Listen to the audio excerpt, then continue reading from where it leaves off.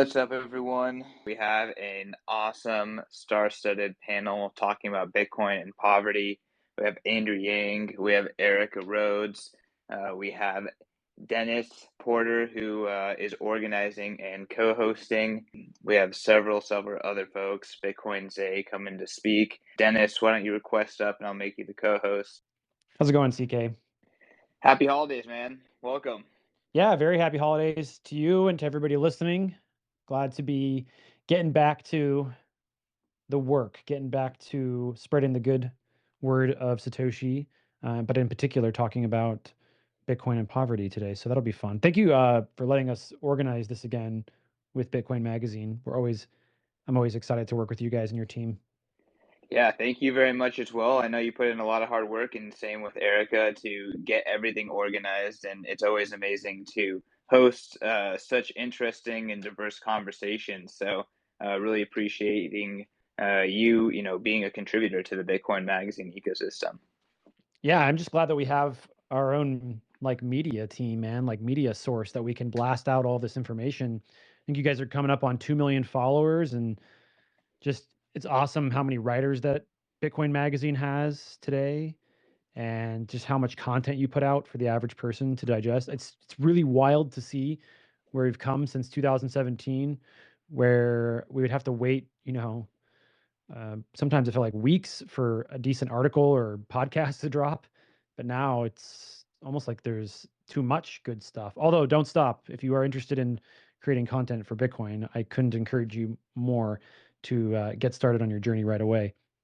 Yeah, I mean, it seems like despite like an overabundance of Bitcoin content, there's always room for signal to emerge. And, Bitcoin Magazine's always looking for that signal as well. So we're definitely trying to be a platform for Bitcoiners out there. So don't be shy to reach out and, collaborate with us.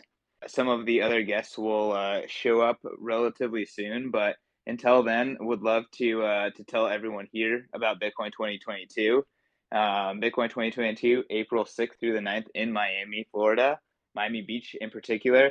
It's going to be an absolutely incredible time. Andrew Yang, who just joined the conversation, is going to be speaking there. And if anyone who was at Bitcoin 2021, 13,000 Bitcoiners coming together, it was something special. And we're on pace to 3x that, if not more. 4 days, an industry day, 2 straight days of Bitcoin content, and then closing it out with a music festival to celebrate sound money and the Bitcoin culture. Don't miss Bitcoin 2022. Use promo code Satoshi, save yourself 10% off. Get a ticket, see Andrew there, see all your favorite Bitcoiners there, and it's going to be an absolutely incredible time. I see Bitcoin Zay and Jake, and you guys are in the audience, and Andrew and Erica, welcome to the stage. Hey guys, thanks for having me. Great to be here. Hey Erica. Hey Andrew. Hey everyone. I'm so excited. Thank you so much for organizing this. Yeah, shout out. Erica Rhodes is running for Congress against maybe the most anti cryptocurrency legislator, Brad Sherman. So it'd be a very, very huge value difference between Erica and her opponent. Thank you, Andrew. Yes, I am definitely running to unseat Brad, and it's looking like we're in position to do so. Yay! Really, it'd be such a powerful signal. If anyone wants to send a signal to DC legislators that being anti-crypto is not where you want to be, like this is the race for you, because Brad's been there for a long time, and really has made being anti-cryptocurrency his thing. And then you have Erica, this young, dynamic candidate who I think represents a lot of what people are looking for. Well, thanks, Andrew. I appreciate that. And I appreciate everyone's for supporting our race against him. And it's not just against Brad, but it's also for innovation. It's for protecting Bitcoin and making sure that we're able to flourish in the United States and, promote financial literacy. So I really am so grateful for the support. And I'm excited that we're going to have the opportunity to talk about how Bitcoin can impact and prevent poverty and our banking system and all these and very important topics. Awesome. Well, now that we have everyone here, I'm going to hand it off to Dennis to kind of begin the conversation. But thank you to everyone for joining very promptly, and I'm really excited for a very interesting conversation about Bitcoin and poverty. Yeah, thanks, CK, and also all the panelists. Oddly enough, I think this is going to be one of the first panels I've done where everyone up here, except for maybe Erica, I have not done a panel with. So it's a ton of new people, new voices for me to be collaborating with. Especially big thank you to Andrew Yang, man. I know you are a very busy guy, so we really appreciate you taking the time out of your busy day to come hang out with us and talk about Bitcoin and poverty. As one of the first presidential candidates to be pro Bitcoin, we're really excited that you're continuing to be a part of this conversation. Before we get into too much of the meat of this dialogue, I just want to say thank you very much to everybody who's listening in, and thank you again to Bitcoin Magazine, always letting us use their platform as a way to amplify our voice. If you haven't signed up for they've gone back to physical copies of their magazine. Make sure you go check it out. There's all sorts of links up top for you to do so. We started this conversation around Bitcoin and poverty recently because a lot of conversations have been revolving around inflation and the impact of money on the average person and the middle class. It was Erica's idea to do this room, and I was really pumped to do it with her, especially because we were able to get all of these incredible people up on stage to have this dialogue together. For everybody that's kind of up on stage, we're going to be doing this very, I would say, fireside chat style. So just be prepared to jump in whenever you feel like you have something important to share or appropriate dialogue. I don't like to get too much into the habit of going down the line every single time to pick someone to speak. I think that gets a little bit monotonous. I think it's better when those that are up here have the opportunity to just jump in when they feel like it's best appropriate to do so. We're going to be talking about Bitcoin and poverty, but also specifically the American dream, whether it's lost, whether it can be recovered, Bitcoin's role in that, the socioeconomic ladder, and where it stands today, whether that can be rebuilt, but also UBI and Bitcoin. Can they cooperate together, and what would that future look like? Before we get going, I'm going to have each person, I think we're just missing one currently, but we'll just go ahead and dive into it. I want to have each of you introduce yourselves just very briefly. Doesn't need to be very long, and then we can go ahead and jump into the individual topics. But let's go in line with that one. Jake Travinsky, why don't you go and do a quick intro, and then we'll move down the line. Yeah, sure. And thank you so much for having me. I'm Jake Travinsky. I am head of policy for the Blockchain Association. We are the crypto industry's premier trade group in Washington, D.C., including a ton of companies who are focused on building businesses around Bitcoin. And our job is to educate policymakers and advocate for good regulations that will allow this entire space and Bitcoin to thrive. I think I'm probably the least interesting person on this panel, so I may not say a whole lot, but thank you so much again for having me. Excited for this conversation. Definitely not least interesting. I wouldn't put a rating on anyone in particular, but someone who's working on policy and at Blockchain Association, it's going to be important to have you, I think, be a part of this dialogue. And Erica specifically wanted you to be part of the conversation. So I'm really glad that you're here. Jake, I know we've been DMing a little bit back and forth, so it's great to finally meet you via voice. We got Bitcoin Zay next. Isaiah, why don't you go ahead and introduce yourself? Please take it a moment to share about your book as well. Hey, thanks for that, Dennis. Yes, my name is Isaiah Jackson, and I'm the author of Bitcoin in Black America, and a proud supporter of Erica's campaign. Definitely glad to see her as a Bitcoiner going against somebody who's promoting Mongoose coin. So definitely ready for her to win there. And yes, so Bitcoin in Black America just discusses the synergy between the Black community and Bitcoin as a money system, and glad to be here tonight to be speaking with you all. Awesome, dude, man. Just happy to be up here on stage with you. This is our first time doing something together too, but it's been a long time coming. I'm a big fan of your book on the bookshelf behind me. If you guys don't have it, make sure you go get a copy. If you have a copy, make sure you buy one for a friend or family. Let's go ahead and move on to Erica. You guys all know me and Erica have been speaking a lot, trying to help her ensure that she takes on Brad Sherman, but I'll let her do the rest of the talking. Erica, thank you so much for coming up on the panel today. Thank you. So my name's Erica Rhodes. I'm an elementary school teacher. I teach K through 6th grade science, and I'm also running against Congressman Brad Sherman in 2022. So I'm really excited to be pro Bitcoin and have it be an essential part of our campaign. And I'm just really thrilled to have this conversation and be here tonight. I mean, it's been awesome to watch your journey ever since we got in contact with your campaign. It's been amazing to see how quickly you have learned about Bitcoin and have you've realized what an important topic it is and made it such a big part of your campaign. I can't wait to see how it plays out, especially as you have the most anti-crypto, anti-Bitcoin member of Congress that you're running against. I think it could be an absolutely lightning rod-like moment. As Andrew said, that if you're interested in helping Bitcoin or crypto in the USA, you should definitely be checking out Erica's race. But Andrew, you're up next, and then we'll go ahead and get into the conversation. Thanks, Dennis. It's great to be here. Jake, I don't think you're uninteresting at all, man. I've learned a lot from you in terms of DC and policy. So thank you for the work you do for the industry. And Isaiah, holy cow. You know, I mean, you're a freaking hero. Like the Bitcoin and your book is awesome. And I know Erica essentially is trying to speak your book on the campaign trail.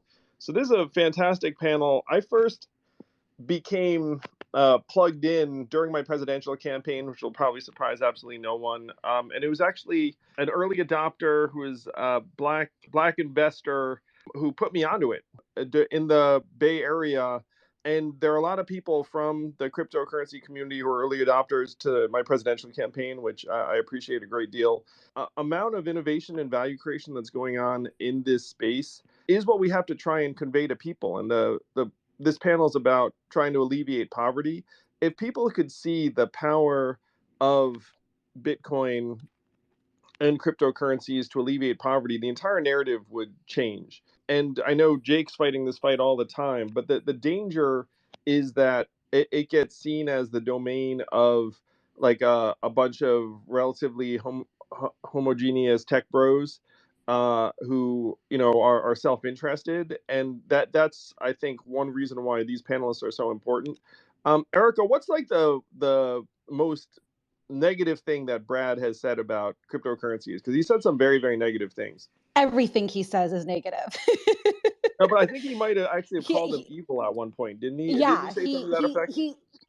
Yes, and I think it's important that we acknowledge the fact that he is supported by the big banks and that he is financed through the big banks, corporations, check cashing, and pawn shops. And we know that those are industries that keep people poor, check cashing and pawn shops.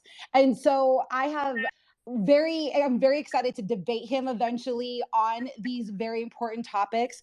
But I think when we talk about poverty, if our elected officials are supporting industries that are keeping people impoverished, that's a huge problem. And so we really need to be in this fight and make sure that we keep Bitcoin at its purest form, the way it was always intended to be, and support this innovation. And him trying to block it is really unfortunate.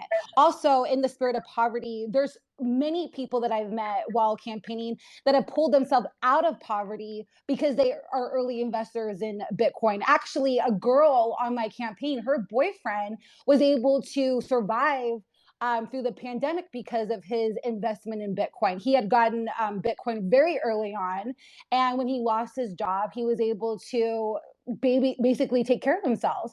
So I think that we really need to make sure our elected officials are educated on Bitcoin and blockchain and all these different things, and that when they're legislating, that they're not just throwing out crazy language, that they're being very thoughtful in what they're trying to regulate. And I don't think it should even be regulated, to be honest.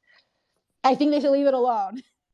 Yeah, I just want to suggest something quickly, which is that I think there's a race against time for there to be an anti-poverty implementation of Bitcoin and cryptocurrencies, so that story can be told more powerfully than the other story that I mentioned earlier. And right now, it's fascinating the dynamic that's taking place, where I'm going to suggest that being anti-poverty is kind of anti-establishment, which I think, it probably feels familiar to a lot of early adopters of Bitcoin who also feel sort of anti-establishment. And then there's the banking system, which is very establishment.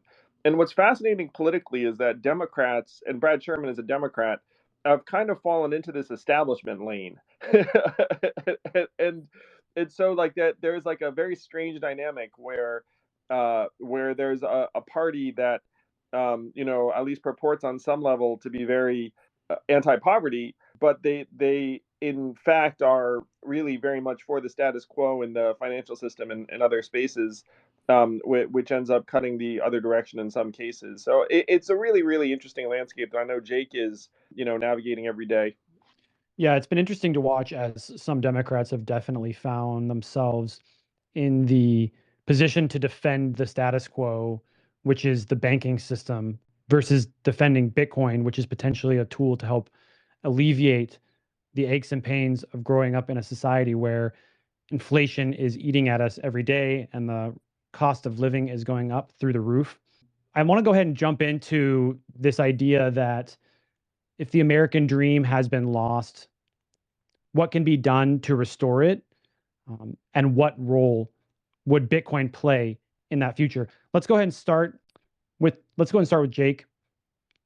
Jake, if you are looking at the American of today, it kind of seems like to some extent that that dream or that idea of being able to work hard and get ahead has disappeared. Um, as you're looking at that, what can be done to restore it, and what role do you think Bitcoin could play in that future? Yeah, it's a great question. I think I agree with you that the American dream is harder now than it has been in the past by far. I think a lot of that has to do with access to opportunity. So, I can tell you briefly my personal story. My great grandfather came to America in the early 20th century, fleeing persecution in Russia. He came to this country with nothing, and he was able to build up a business for himself and put his kids through college and create generational wealth. And I'm sort of the story of his success as an immigrant to America.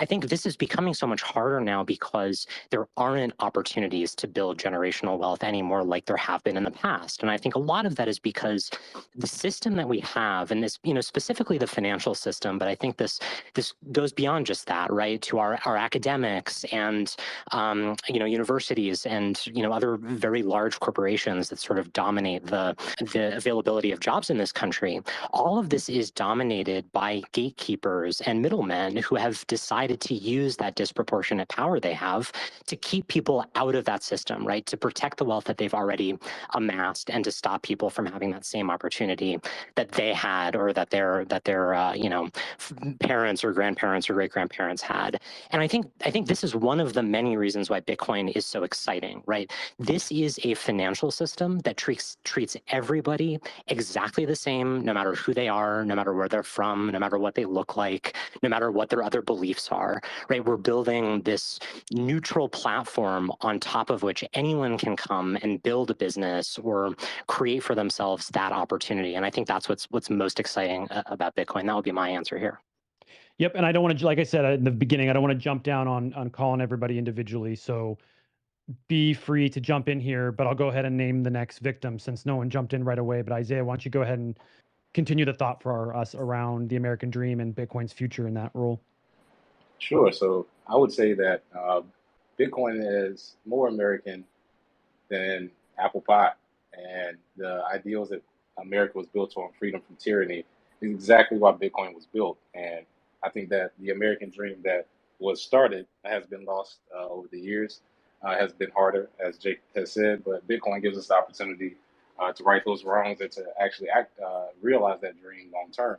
And I think going forward, a lot of people who have a thought process that they can achieve the American dream, come from nothing and build something, that dream can actually be realized. And once they understand with Bitcoin that is possible, I think more and more people will actually come into the space. And that's one of the best things about spaces like this and the other discussions. People are starting to realize I need to find a solution to the inflation problem, to the money problems we've all experienced. And in order to get to that American dream, I think we have to have a money system that's fair to everyone, that's built on the fact that everyone has their own say within the community. So I think that American dream can be realized. I think Bitcoin is a solution for that problem, and I think people need to take action now and stop waiting on the sidelines, stop waiting for somebody to tell you to do it. This is the first time ever where you can actually be self-sovereign, be your own bank, and actually have control. So that freedom from the American dream is still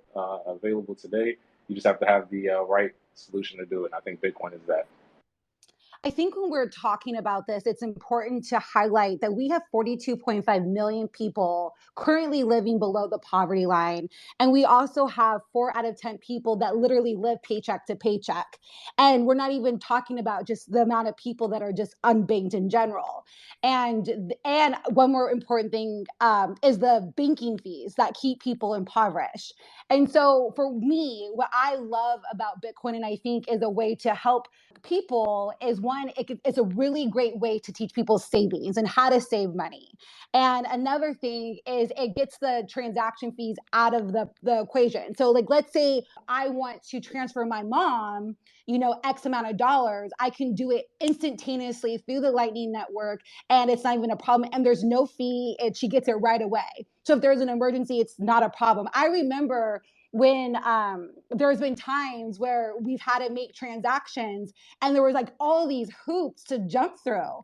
And so I think we have to address that we have a lot of people living in poverty or about to fall into poverty, and we got to modernize the way in which we transact in order to make it easier for people to maneuver their money and teach people how to save. I'm a huge advocate for financial literacy, and I think that's another thing that we have to really push in our schools, is making sure that when kids graduate from high school, that they have a basic understanding of personal finance. When kids don't even know the difference between a debit and credit card or a retirement account, or when they're taking out a student loan and they don't understand the interest rate and the impact that's going to have when they're 35, that is a huge problem.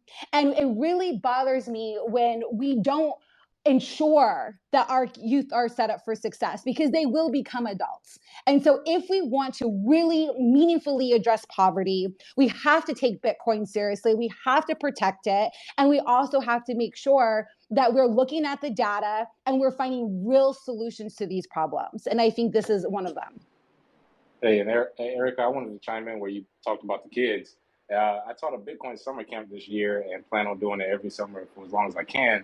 And I think you're right. If we talk about combating poverty, education is key, because I think most people here did not receive a substantial financial education in high school or before. And I think with the opportunity now, with teaching kids about Bitcoin, it's not ageist. Like we said before, it's not sexist, it's not racist. Anybody can use it. So even kids learning about Bitcoin early now, they can learn about the financial system that is coming and that is being built currently. So if you want to combat poverty, the education portion of it for kids is extremely important. And I'm definitely with you there.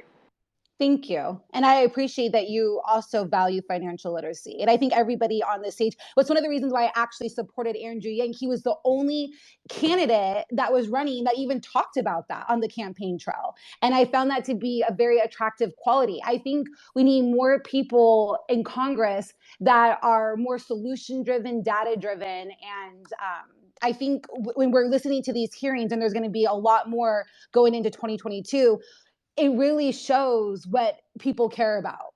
And if you are attacking people that, if you're attacking this industry, I guess you can say, and the Bitcoin community, it means that, to me, you did not do your due diligence and do your own research. That's how I translate that. Yeah, I think most of us realize that the American dream is dying.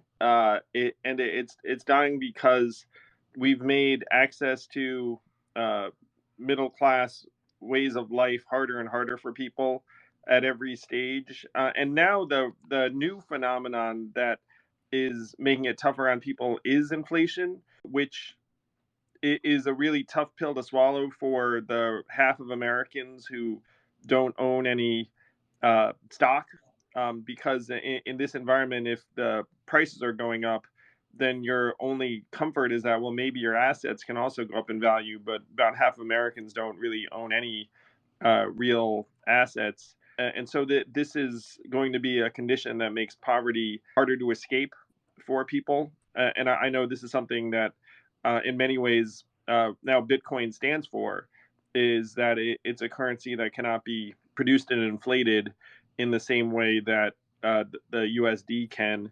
This is something that it's been fascinating watching inflation pick up, and it's become a partisan talking point, which has made me sad, where you have Fox blaring it from the rooftops every day saying inflation, inflation, the Democrats trying to talk it down. But inflation is higher and it is real, and it's going to be with us for a while.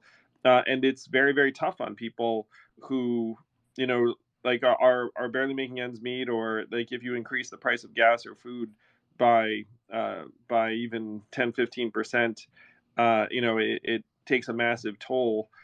So this is something that I think the Bitcoin community also is very much representative of. It's like, look, one of the byproducts of the current financial system is some degree of financial manipulation, which right now is benefiting very large institutions and shareholders, and is impoverishing a lot of people.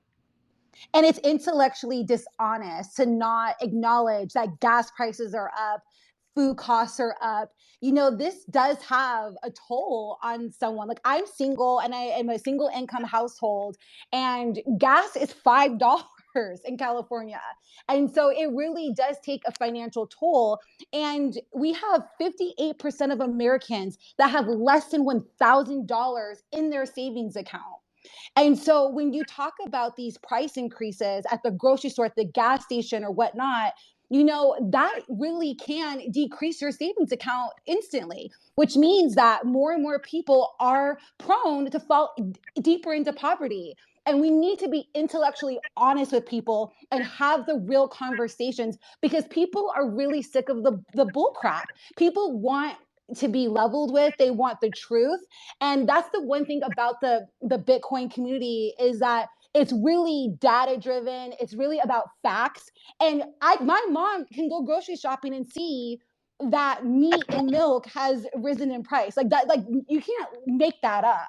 And so I think that as we enter into the next round of next election cycle, I won't personally be surprised if more and more elected officials, jump on board with where we are, with Andrew, with you and I, on when it comes to Bitcoin and supporting Bitcoin and making sure that we're not regulating it to death. Yo, what is going on, plebs? We're going to take a break from our programming to tell you about the resurrection of our print magazine, starting with the El Salvador issue. Starting this fall, Bitcoin Magazine will be available on newsstands nationwide and at retail stores such as Barnes & Noble. Don't want to get off your couch, though? No problem. You can also go to store.bitcoinmagazine.com. So skip the line and get each issue shipped directly to your front door with our annual subscription. I'm talking 4 issues a year that contain exclusive interviews and profiles with leading Bitcoiners, actionable insights on the state of the market, breaking news and cultural trends, along with powerful photos and artwork from the best artists in the world. Subscribe today and get 21% off using code podcast at checkout. That's PODCAST, podcast at checkout.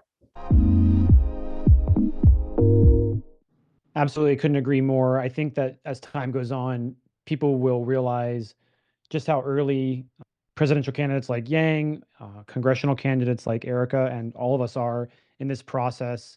I'm a big proponent of Bitcoin being adopted in the United States. I really think that we can have a future where the average person can save with this technology. I see it as an incredible savings technology.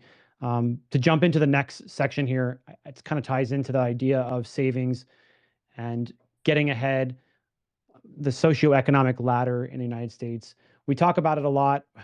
We used to talk about it a lot more in schools, not as much as we have in the past, but there's this idea that you could move up and down this ladder, and that it was possible for someone at the bottom to climb up out of it and move upwards and become economically mobile.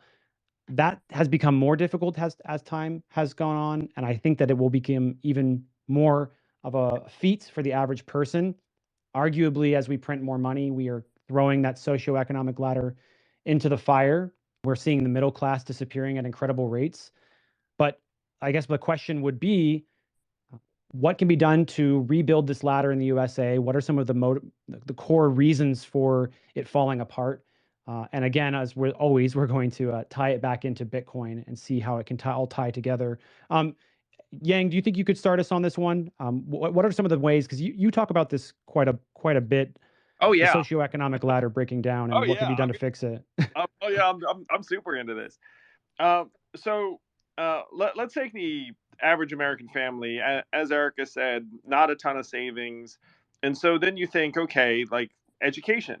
Well, now the problem begins with the fact that we've made higher education 250% more expensive over the last number of years since I went to college, for example. So you're up to 1.7 trillion in student loans. And then after you graduate, the odds of you getting that job that's actually going to help you build a career and advance yourself, it's 50-50 or lower, which is one reason why right now the odds of you living a better life than your parents, which I think is the definition of the American dream, it's below 50%. It was 50% if you were born in the 90s, and now it's just continuing to decline. So you're going to see a lot of anger, a lot of despair, a lot of mistrust. And the way out of this, in my view, is technologies like Bitcoin and other cryptocurrencies. You would need to try to find ways of delivering education and training that are much less costly and time consuming than what we're currently doing. And so I'm a huge fan of apprenticeships and these skills-based training and credentials. There is really no reason why things have to be delivered in 4-year increments. that there's little reason, especially now. Like one of the criminalities of this past number of months has been universities charging full freight when the kids are at home. You know what I mean? Like there are a lot of kids are like, wait a minute, or their parents in some cases were like, wait a minute, like you're charging $40,000, and I'm just like zooming in virtually. If you wanted to improve things, you would need to try and bring down the costs, which in my mind, that the three big ones are education, healthcare, and housing that have all risen. You want to try and get rid of the anti-competitive pressures in each of those markets, and then find ways of delivering education and skills-based training in a much more lightweight, low cost, less time consuming manner than we're currently doing it. And to piggyback off what Andrew's saying, maybe college is not for everyone. Maybe we should invest in trade schools. Maybe we should have, programs where kids can get life skill courses and be able to work to their passion. And I think that also in our education system, we need to modernize our curriculum in general. I was at a Bitcoin Christmas party and I was talking to a miner, and he mines all of the Bitcoin through like solar energy, and he pays all of his miners 6 figures. So to me, I was like, oh my God, these are like the jobs of the future. Well, why aren't we preparing kids for the jobs of the future? I think we have, this mindset of like, oh, this is how we've always done it. The same old, same old. Well, you know what? That's not reality anymore. Jobs are changing. Technology is changing. Andrew, you obviously, and the reason why I supported you, talked about automation. We have to be honest with where we are And in our country. yeah, Erica, I also want to say I totally agree. Like we should not be thinking that college is for everyone. It's not. It's not. It's not. Yeah, there was a girl there. There's this girl that I was reading about, and she's on her pathway to being an artist, and she has no interest in spending hundreds of thousands of dollars on an art degree that she's not going to get that investment back in.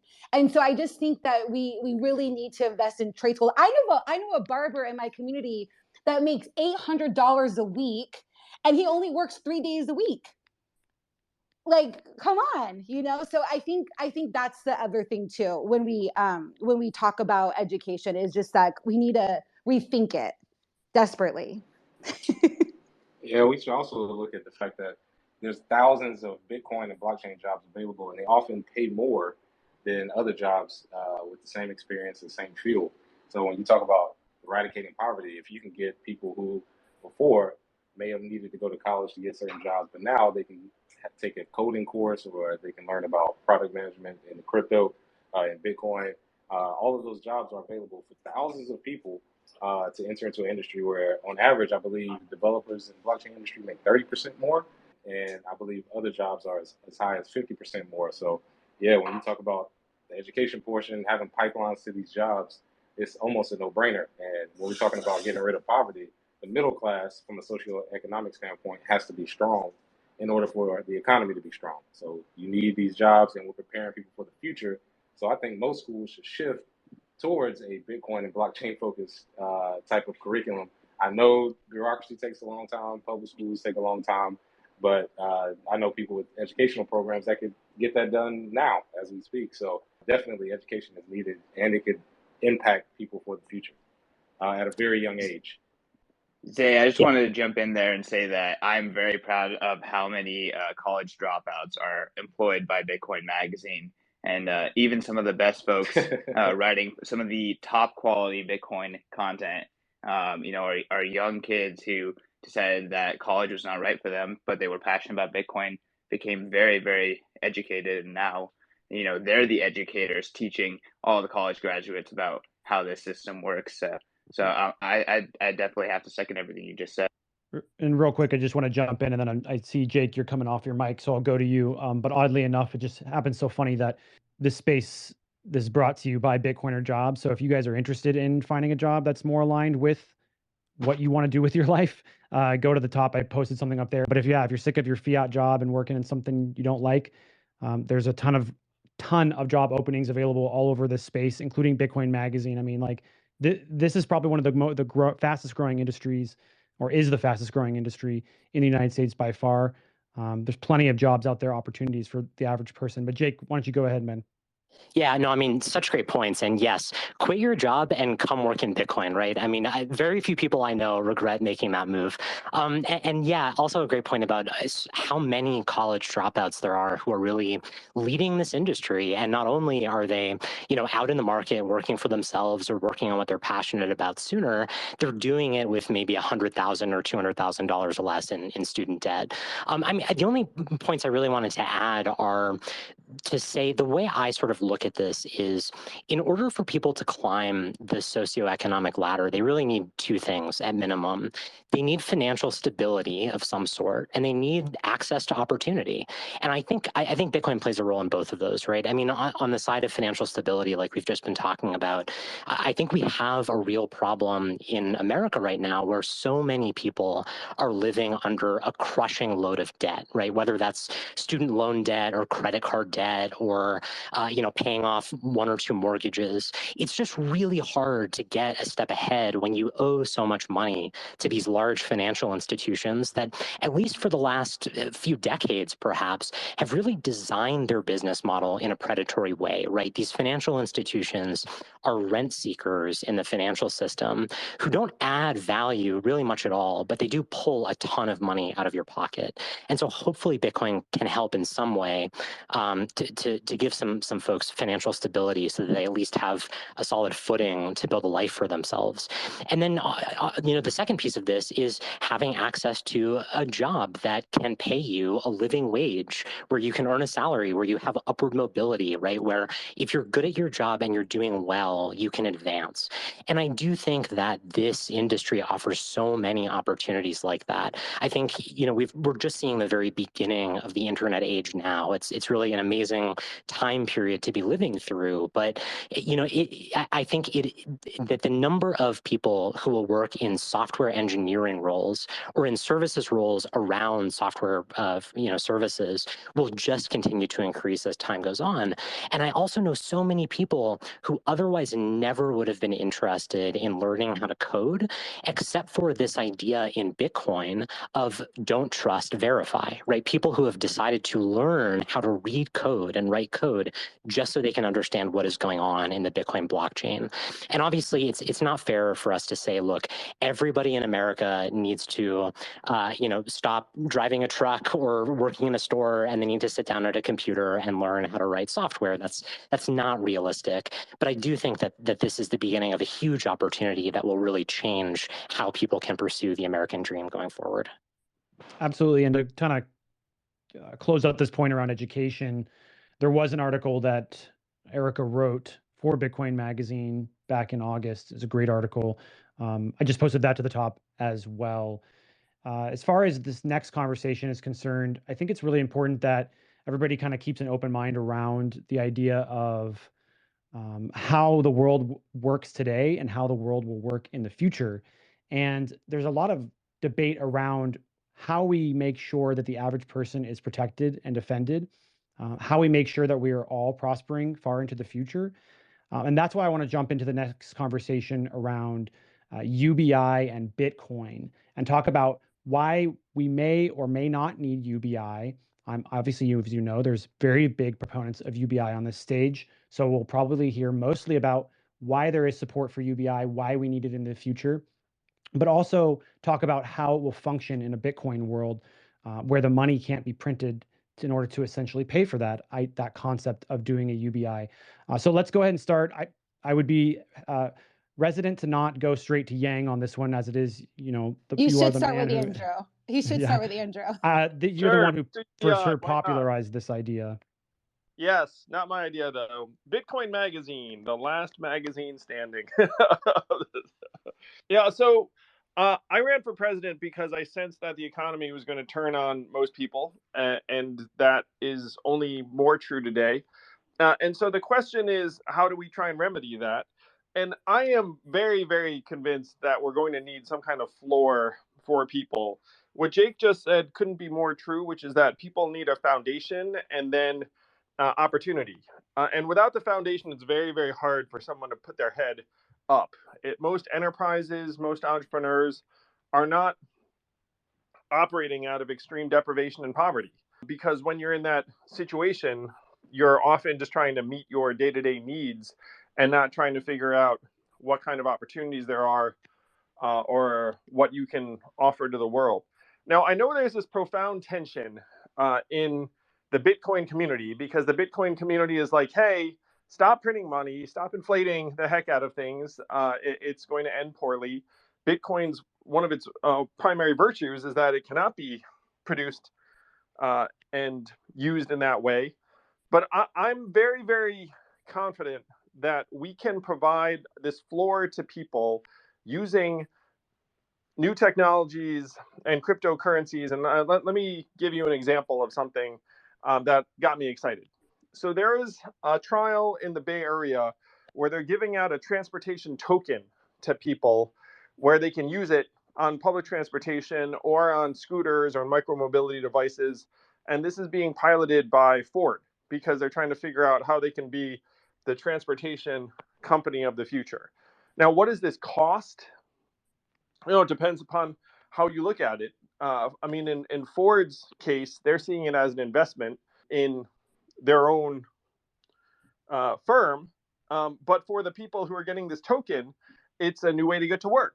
And there are ways that we can give people these kinds of tokens or currencies that help them meet basic needs or not basic needs, maybe something more creative that is not necessarily inflationary.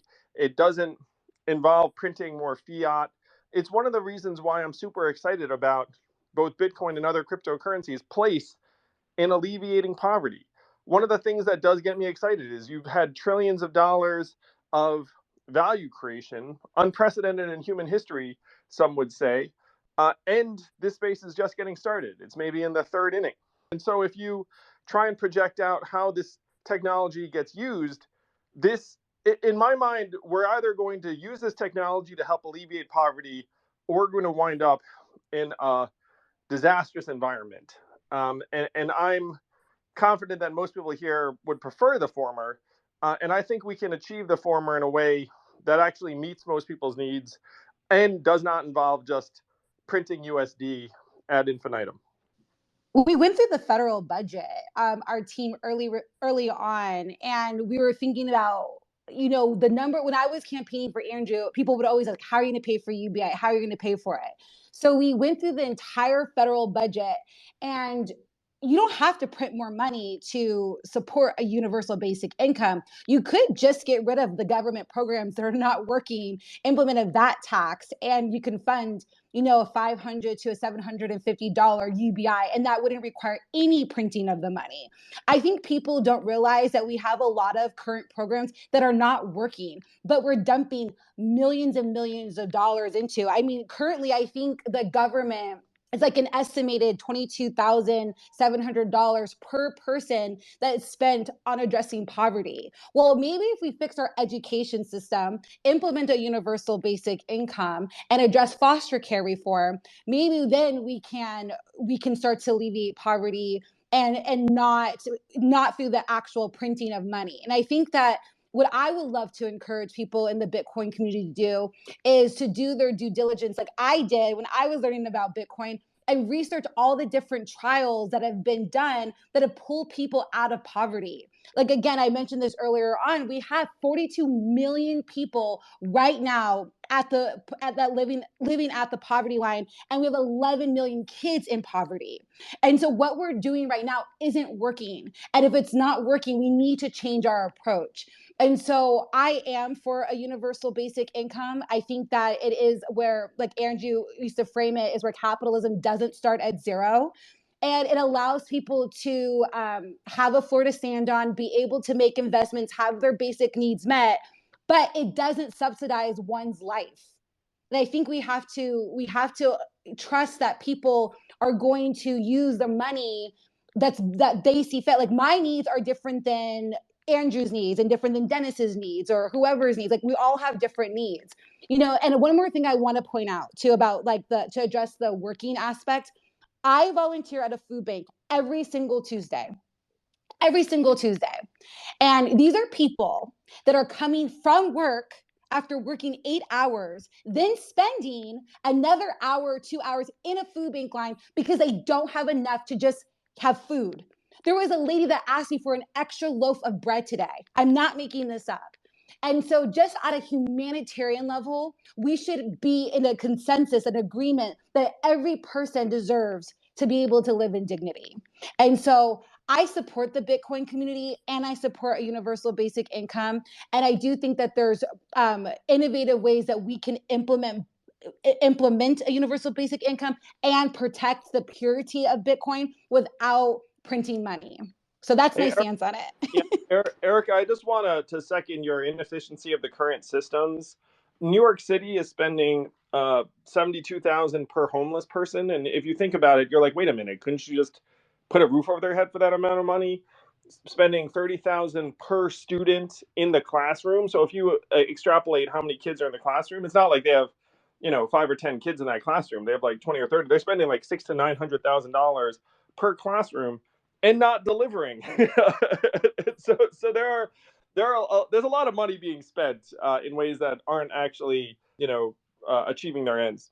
And let's double down on this: $81,000 per person for inmates. And so if we fix our education system, we also address crime. If we fix our foster care system, we address poverty and crime. And so I really think that these are items that should absolutely be on the table. I plan on advocating for just like going all ham in Congress on these things, because I think these are the real solutions. And, I want to encourage everyone to look at all these different trials. Every single trial that we looked at has pulled people out of poverty. It has reduced drug use, alcohol use, depression, release stress. It allows people to take risks. Dysfunction is super expensive is really the core message. And totally, this is a totally different thing, but I do think this is important and relevant. I am a teacher. I work full time while I'm running for Congress, and I'm very proud of all that we've achieved, being that I still work. But being a grassroots candidate and not having the resources, like my mom is only a $5 recurring donor to my campaign because that's all she can afford, right? I think my parents haven't even given more than $200 to my campaign because they don't have the disposable income. We also have to, when we're talking about like poverty and like why the systems are the way that they are, it's because we don't elect people that actually care, because it's so hard to run for office. We can't get regular people that understand what it's like to live paycheck to paycheck, that gets a nail in their tire and they're freaking out like, oh my God, I got to spend $200 to $300 on a new tire or whatever. They can't relate to that. And so I think that if people had a universal basic income and or democracy dollars, I think that would also allow us to change our political climate, the type of people that we can put into office. I think that's another way I can foresee people using a universal basic income to support different elected officials. Yeah, And then or people Erica, running for office, I mean. Isaiah, I want you to go next real quick here, but I just wanted to do a shout out because I think it's important that for those of you that are interested in donating to Erica's campaign, there is a link at the very top. She is running a grassroots campaign and saves a lot of the money. She's not running one of those campaigns where she blows through every single dollar. Yes, I'm biased. I apologize, but please make sure that if you have the opportunity and you're looking for someone to support that's pro Bitcoin, go ahead. There's a link at the very top. Yang, did you want to jump in real quick before we go to Isaiah? No, just saying donate to Erica. That's why I'm here, honestly. Thanks, Andrew. yeah, and let me just say I'm a proud donor of Bitcoin to Erica's campaign. So shout out to Erica. And I wanted to jump on a statement you made, Erica, where you said there's an innovative way to maybe achieve UBI or maybe something like a social safety net. Andrew Yang, on your website, you have the Freedom Dividend. And I think we could start discussing the Bitcoin dividend. Here in Miami, Mayor Suarez, we've actually figured out a way to provide a Bitcoin dividend to citizens because of the treasury of the city that was built with something that was built on top of Bitcoin called Stacks as an investment layer, and then Miami Coin as a utility coin to decrease prices on goods and to lower taxes eventually to zero locally. And I think those types of things, you don't print dollars, so you're not inflating the money. You also are using Bitcoin as a base layer as security. So you have that aspect as well as far as secure money. And then as far as a social safety net or a UBI for residents of local cities, we can focus locally but build globally. And, from a federal level, I'm not exactly sure how we would be able to get that out. But I know with the technology behind Bitcoin, we could have airdrops for citizens based on that treasury. And we're starting this here in Miami already. But if we can have that implemented in different cities around the country, we could basically have a system that allows a social safety net or UBI for citizens that eradicate some of the poverty that we're speaking of, and even including people who are not usually included into the economy, such as inmates. My good friend Justin has a book, From Bars to Bitcoin, discusses him going from prison to getting into the Bitcoin space, even teaching them skills so that they can enter the job market as well, so that everybody locally could have a chance at that. Because giving people money as far as basic income usually sounds good, but I think it disincentivizes hard work. And I think this incentivizes hard work because it allows locally for people to build just for supporting their local city, and that treasury can support programs going forward. It's going to be really interesting the way that cities, states, and countries decide to adopt Bitcoin. I think that for myself, that's been a very big mission of mine to ensure that my local city, state, and country adopts Bitcoin. And this will be one of the closing conversations we have really quickly before we move on to doing a little bit of a Q&A. But I think it's important to reference this idea of Bitcoin potentially being a bipartisan movement in this country, as we are sitting in one of the most partisan, divided times in American history, maybe not ever, but definitely up on top. I want to hear just briefly from those on the panel what their ideas are around Bitcoin and how we can make it a bipartisan effort. We're lucky to have a couple of people in this audience tonight.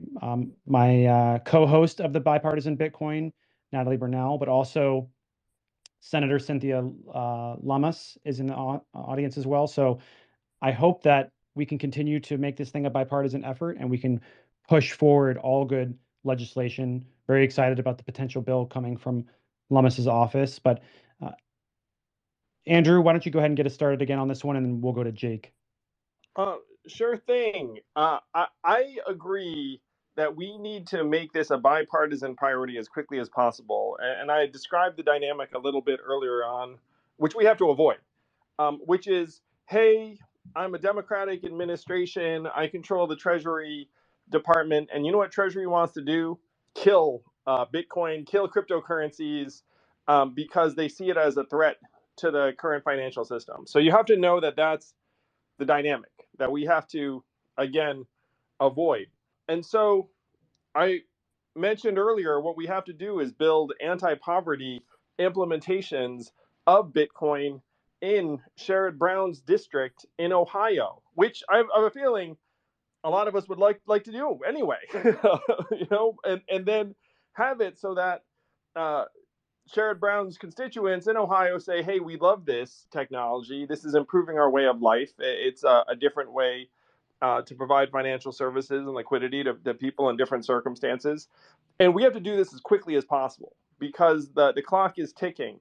I joked with someone earlier, but I mean this. Let's say you think there's a 30% chance the U.S. government does something stupid.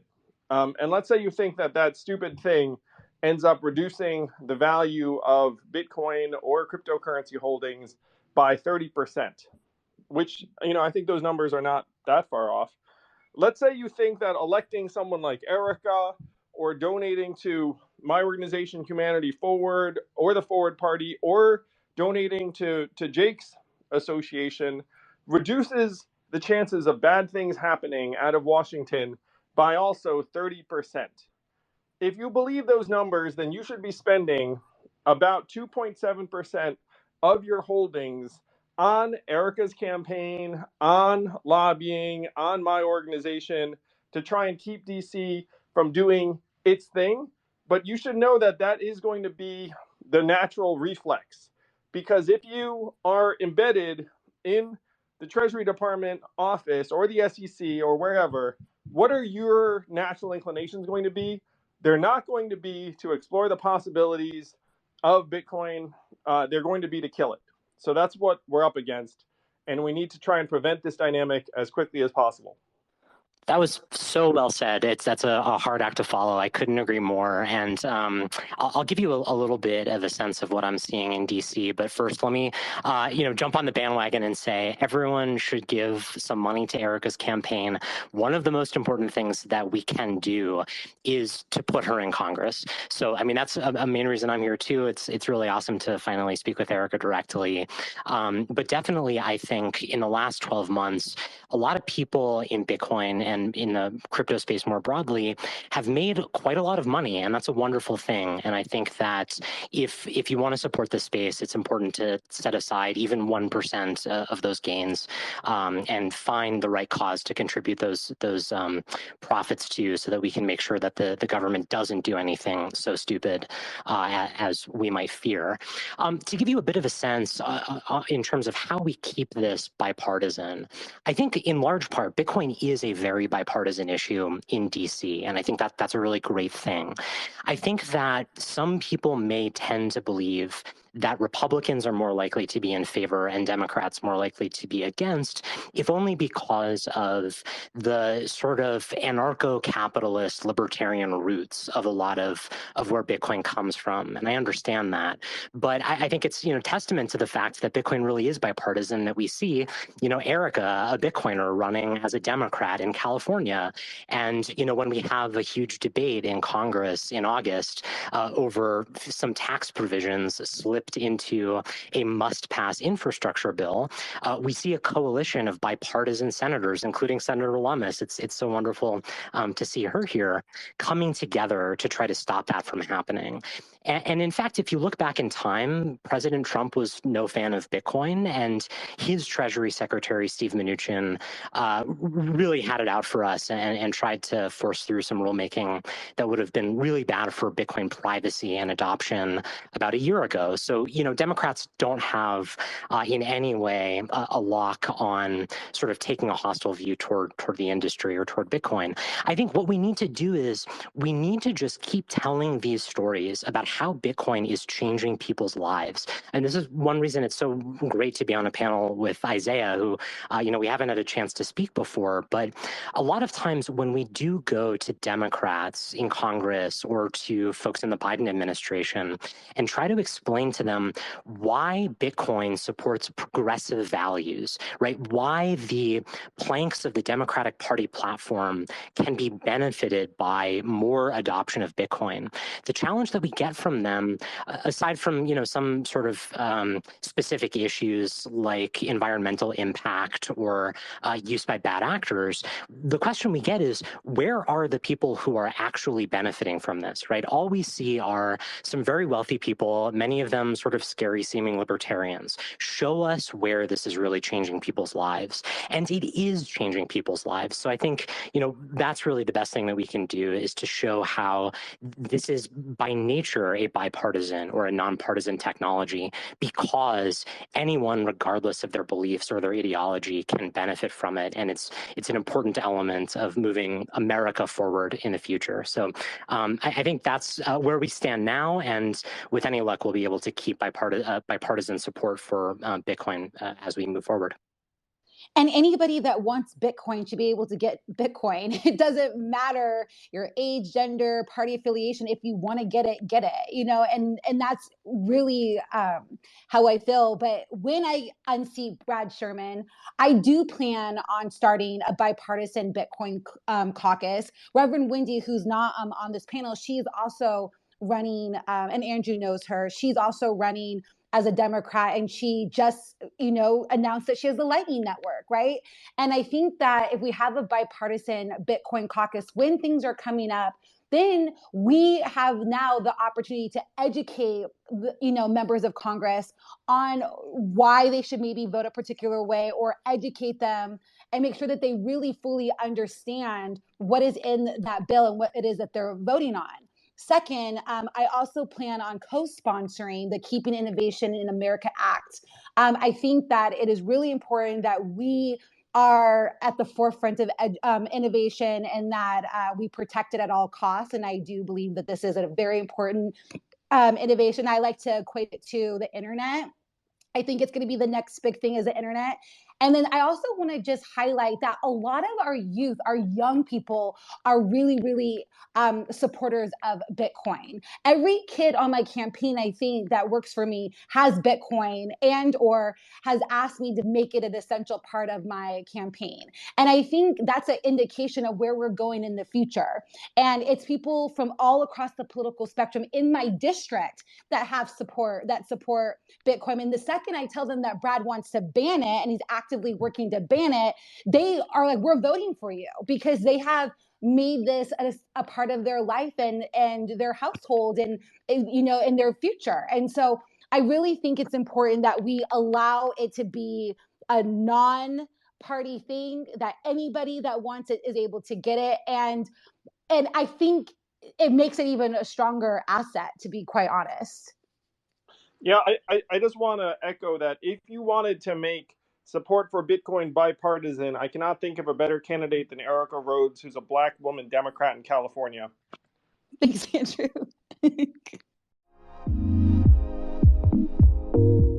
My fellow plebs, the Bitcoin conference is back. Bitcoin 2022, April 6th through the 9th, is the ultimate pilgrimage for the Bitcoin ecosystem. The Bitcoin conference is the biggest event in all of Bitcoin and cryptocurrencies. We're leveling up and making this bigger and better than ever. I'm talking straight to the moon with the 4-day-long festival in the heart of Miami at the Miami Beach Convention Center. This has something for everyone, whether you're a high-powered Bitcoin entrepreneur, a core developer, or a Bitcoin newbie. Bitcoin 2022 is the ultimate place for you to be with your people and celebrate and learn about the Bitcoin culture. So make sure to go to b.tc/conference to lock in your official tickets and use promo code Satoshi for 10% off. You want more off? Pay in Bitcoin and you'll receive $100 off general admission and $1,000 off Whale Pass. Those are stackable. So go to b.tc/conference and attend the best conference in Bitcoin history.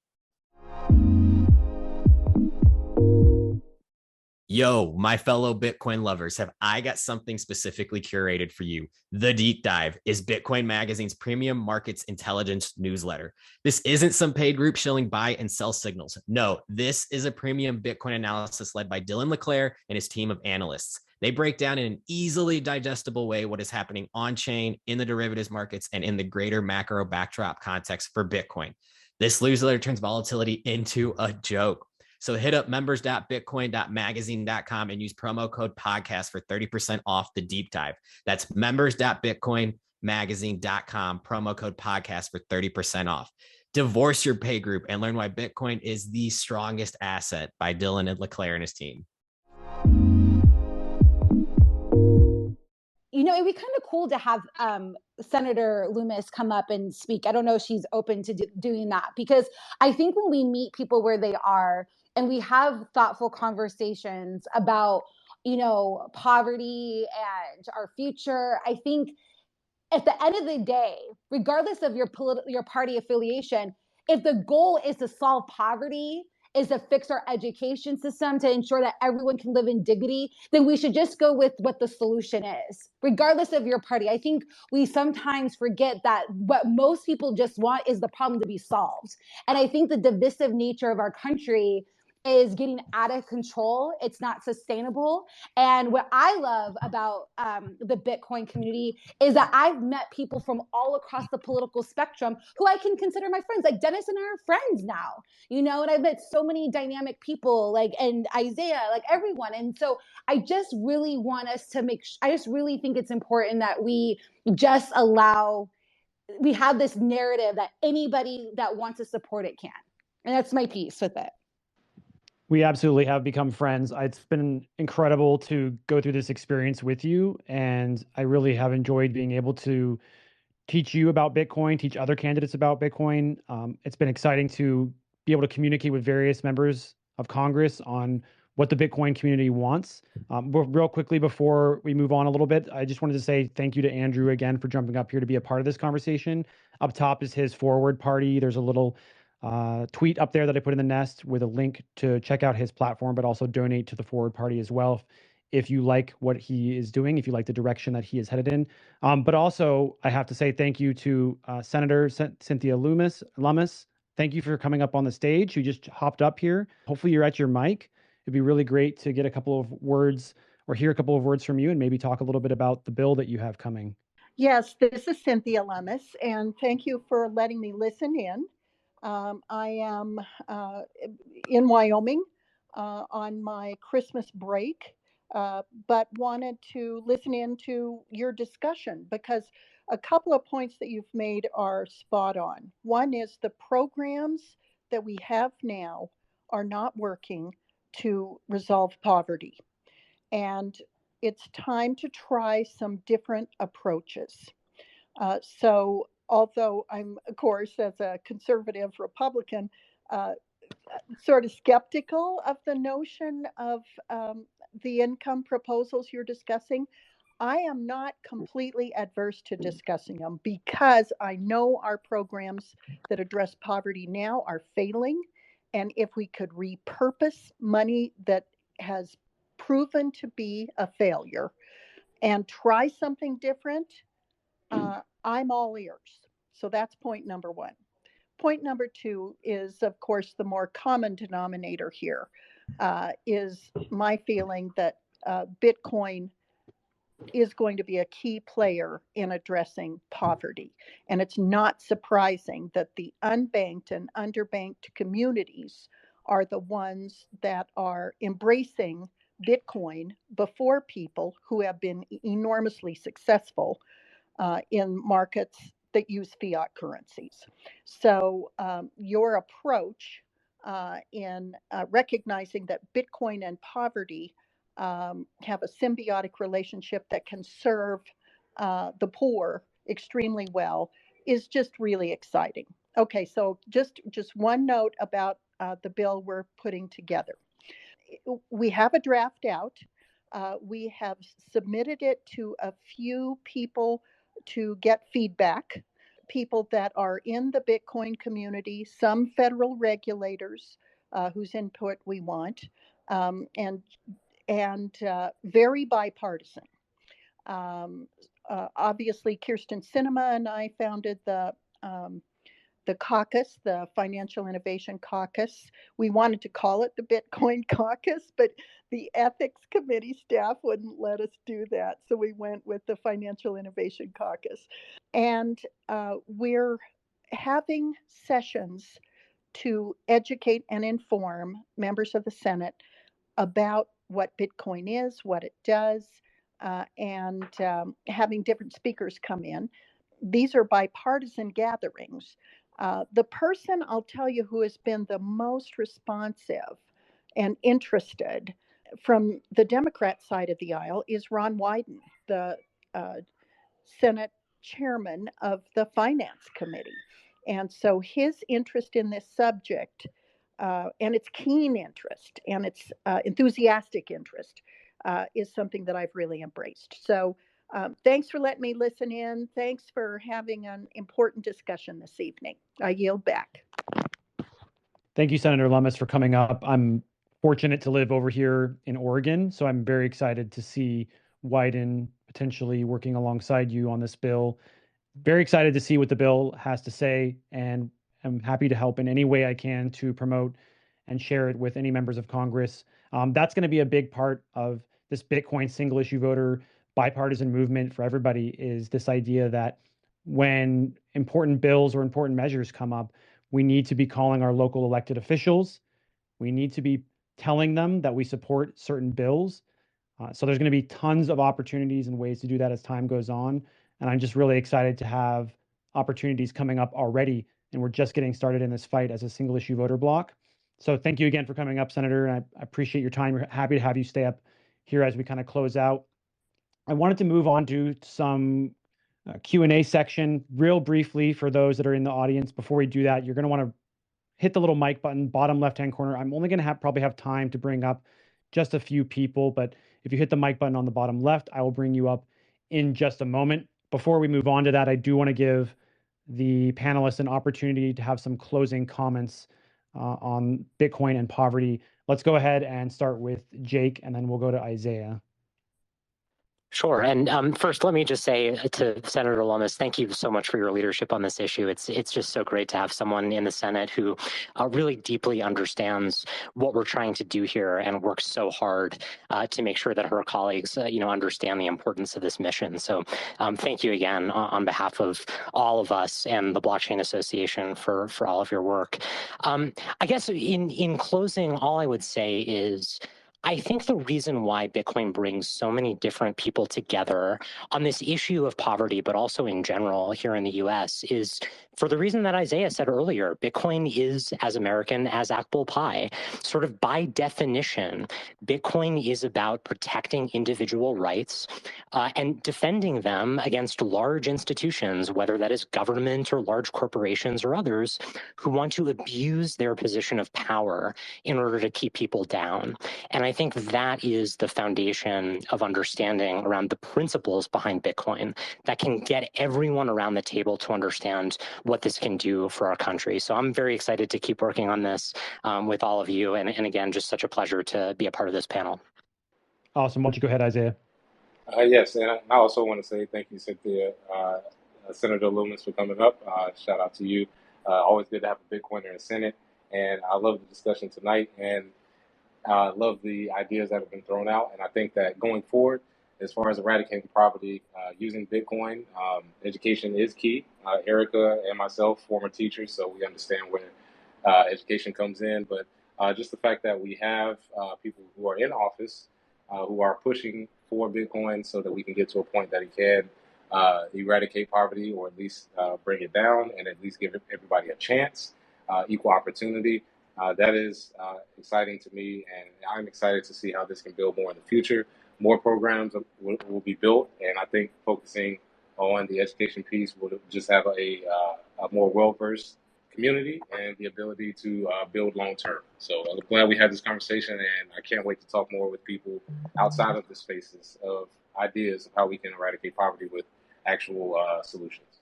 Awesome. Thank you for being a part of the panel today, man. Erica, why don't you go ahead, and then we'll let Andrew close it out for us before we move on to Q&A.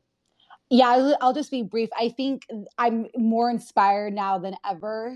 Our primary is in just a few short months away, and it's been such a long 2 years of trying to get to this point. And I just want to say thank you for hosting. I mean, Dennis, you do so much for the Bitcoin community, and you've been such a huge supporter and help for me, like just educating me, providing me books and articles, etc. So I just want to say thank you to you personally. Thank you to Andrew for I've been a supporter of yours for a really long time now, and I'm just really excited to be in this fight, and I'm just really excited. So thank you guys. From zero to $1 trillion plus in value in just a handful of years, it's one of the most spectacular examples of value creation in the history of the world. And I'm going to say it's already alleviating poverty for a huge number of people. The question is, where does it go from here? And we're at a crucial point.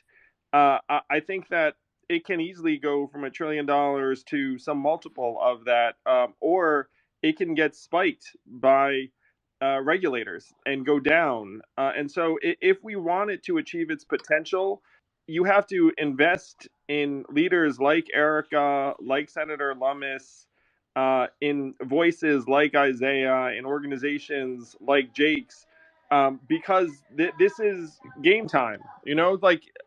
There's no guarantee that it continues to grow and grow unless people on this call decide to be smart, start doing some work, and showing people what this technology can really do for different types of people. I'm committed to that. I know Erica is committed to that, and I hope you'll join us. Couldn't agree more. Want to be respectful also, since you're up here, Senator, to give you one last moment to make a comment, and then before we move into the Q&A. I've got a few people up here, so thank you everybody who jumped up. We'll get right to you in just a moment. Hi, this is Senator Lummis. I just want to thank you all for letting me listen in, and I'm so excited that there's bipartisan interest in Bitcoin. I really do believe that its role in the future is unlimited. Thanks again. Thanks to a have lot, you. Senator Lummis. Really quick, a bit of housekeeping for all the new folks up on stage. Please, one direct question to the panel that is on topic. I will be removing you swiftly after you ask your question. So please make sure you ask the whole question in one shot. And yeah, do not go off topic, please. Thanks, CK. Appreciate that. Always good to keep people on point. Try to keep it to 2 to 3 sentences as well, just to keep it nice and short so we can get through as many people as possible. The first person I brought up was Ariel. Ariel, and then we'll go to Satoshi Nakamoto. Ariel, what's your question?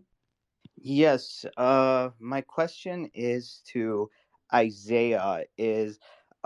Personally, I don't think being invested in is a disincentive to work. I just want to say that when I feel like people are investing in me and giving me a chance, and when I get a raise, I feel like the real disincentive to be productive and do work is when you feel that nobody really cares about like where you're headed, where you're going, how your life is going, and whether if you're just struggling to make ends meet, then that part of your brain that wants to be creative, that wants to be interesting, and wants to be innovative kind of shuts off. So I kind of took a little bit of offense to that when it was said that this is like a disincentive. And I just want to tell Andrew real quick, I showed up for your first thing in downtown LA. That first thing, I was the one who said, build a foundation, rise to the occasion. And I think when you build that foundation, it actually gives you the incentive to be a little more productive and happier in your life. That's my 2 cents. Thanks, man. That was a great night. I agree. Build the foundation. Oh, yeah, no problem. I just know that I've grew up in poverty, and I've seen what free money has done for a lot of people who live in poverty where I'm at. And I've seen that hard work and entrepreneurship and financial education and literacy has helped people more than people giving that money. But it's an opinion just based on my experiences. So you being offended can't really help there, but that's just where I think of it. And I think there's solutions that don't involve fiat currency. And that was just the point I was trying to make. All right, let's go ahead and move on to Satoshi. And then after Satoshi, we have either Tommy. I think Tommy would be next, and then Lord. Why don't you go ahead, Satoshi, with your question? Yeah, thank you to Erica Rhodes. I really support you and good luck. To Mr. Yang, respectfully, sir, you mentioned Bitcoin and a future as well for other cryptocurrencies. I've got a lot of knowledge in this, and respectfully, I would urge caution against too much investment in the crypto market and diversing away from Bitcoin. I think Bitcoin's the message, and I'd just like to know what the panel thinks about that. Thank you. I'm very, very aware of Bitcoin's different properties and attributes relative to other cryptocurrencies. I'm certainly not someone who, frankly, would be bullish on every on everything that's out there. Yeah, so just wanted to say I appreciate the comment a great deal. Awesome. Let's go ahead and go to Tommy and then Lord. What's up, Tommy? Good to see you. Yo, what's up? Honored to be up here. Big fan of Andrew's, big fan of Erica's, big fan of Zay's. So for Andrew, for UBI adoption, how hand in hand do you see the adoption of Bitcoin and Bitcoin education in rolling out UBI? Is it essential? Is it just a part of the key? And I kind of want to piggyback on what Satoshi said about other cryptocurrencies. I know you mentioned in your book a digital social currency type thing for people that do good deeds and whatnot. Understand that you understand the difference between Bitcoin and shitcoins. Just kind of if you could elaborate on some of these things. Thanks, Tommy. Ideally, adoption of Bitcoin and providing a floor for people goes hand in hand, like in lockstep. And I really appreciated Isaiah's reference to some of the efforts in Miami. I think we need more localized efforts that demonstrate that potential. I really appreciate the fact that you read The War on Normal People. So if you look around us, society's disintegrating. I mean, let's just face it. And so the question is, how do you restore touch points that people feel that sense of structure, purpose, fulfillment, community? And I think there are a lot of different ways to try and energize that. I certainly think Bitcoin could be an enormous part of that, but I'm someone who's looking around saying, okay, like what are the tools we can use? Because things are getting away from us. So that's at least the way I approach it. But again, I'm very aware of the fact that Bitcoin has fundamentally different properties, and it is in many ways like a different animal than some of the other things that are out there.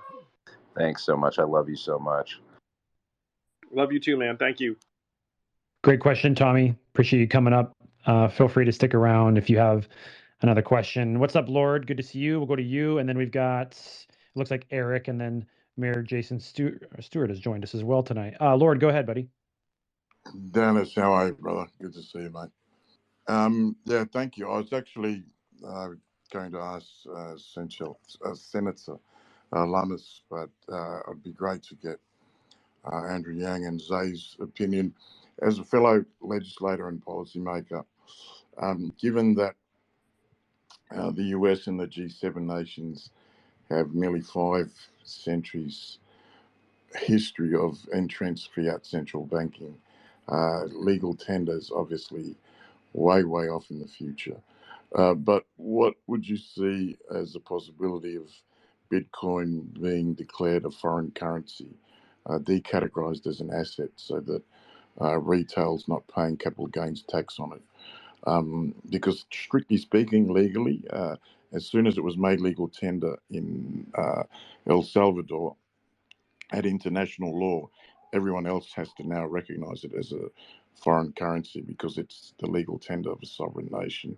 What do you think is the likelihood of formal recognition of that in the US?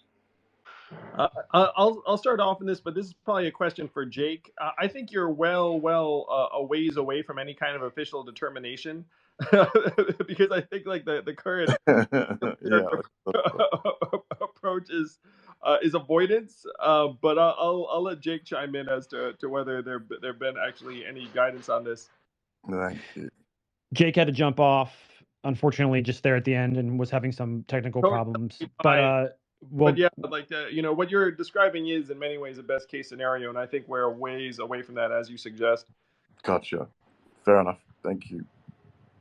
Awesome. I'm going to let the last couple people on stage go ahead and go and finish up with the questions. Before we're done, just want to make sure you guys know, are aware of what Andrew Yang is doing. And he has a link up top for his forward party.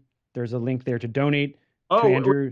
Our goal is to become the crypto party, because there needs to be a grassroots political movement that makes this a winning political issue. Politicians only respond to incentives. So you have to create both positive and negative incentives. It's one reason why we're getting behind Erica, which is you need someone like Brad Sherman, who's a strident opponent, to pay a price, ideally by losing his seat, to have awesome, scrappy candidates like Erica that have championed this to win. I mean, if Erica Rhodes beats Brad Sherman, it's going to be like a lightning strike in DC and around the country.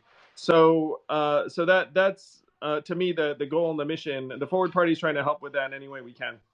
Awesome. We love to see it. We know that you understand Bitcoin as a technology better than any of the other presidential candidates that we've had before, and definitely better than any of the people out there running the Republican or the Democratic Party. So we're really excited to see the game theory play out, and hopefully, you can make this a reality for some Bitcoiners to give them an avenue to have a better party represent them. Guys, it like politicians respond to votes, media, and money. So if we want Bitcoin to win, we have to start engaging votes, media, and money. Let's do it. Yeah, and if you want to give money to Andrew Yang, it's at the very top for the Forward Party. I put a link up there for you. Just really appreciate you being a part of the conversation tonight, man. Let's see, we got two last people to ask questions, to go to questions, and then we're going to close it up. We've got Eric and Mayor Jason. What do you got for us, Eric? Hey, this is partially a question. One of the ways to build wealth in the community is to support the banks. Is there any way that black banks specifically can compete with the larger banks as far as the regulatory process? So this is to the politicians. Are you guys thinking about doing that, sort of a way to level the playing field between the smaller ethnic banks, specifically black banks, and the JP Morgans, et cetera? Thanks. Eric and Isaiah, I feel like this is you. What a great question.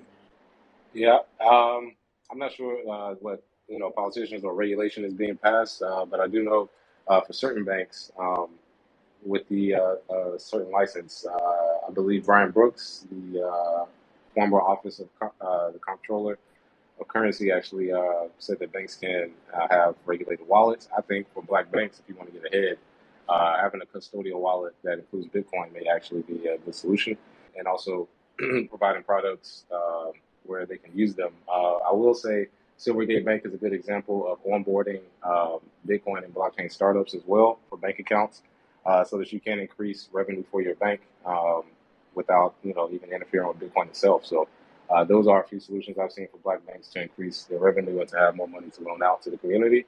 And from a regulatory standpoint, I would say there are a few banks that don't have the license to do it, and you would just have to check on that for yourself. And to just add on to what Isaiah was just mentioning, I do know that there is a lot of advocacy on, the way that loans are being distributed. And there's a lot of disparities on if you're a person of color, that you're not getting the same loans. And so I do know that there is work being done to address this. I personally don't know the data or the current stats on things of that nature, but I do think it's something that we do need to look into. Yeah, I just want to say that if you look at what's happened in the financial sector over the last number of years, community banks of any kind have gotten completely demolished. You have this consolidation around a very small handful of actors.